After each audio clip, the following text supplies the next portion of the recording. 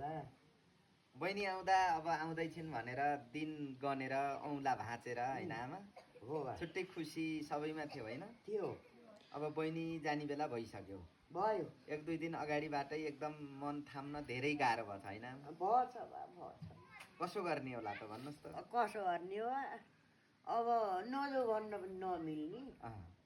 सँगै बसेर पनि नपुग्दो रहेछ होइन आमा? नपुग्ने अँ। अब जो भन्नै पर्यो मोबाइलमा हेर्ने भिडियो कल गर्ने बोल्ने उम्, 2-4 दिनपछि अलिक मन सिंहलेला अँ। अनि तर बहिनीलाई कस्तो छ भने अब एकदम जाने भन्दा पनि वृद्ध भएका बा आमालाई छोडेर जाने कुरा अलिकति होइन बा त्यो कसो होला के होला भन्ने कुराले त्यो पनि हो बसी चौरासीमा आइपुग्नु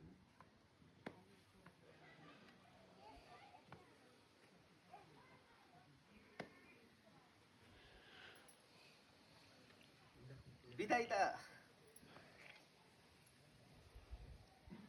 कति कठिन हुने रहेछ होइन आमा एकदम बा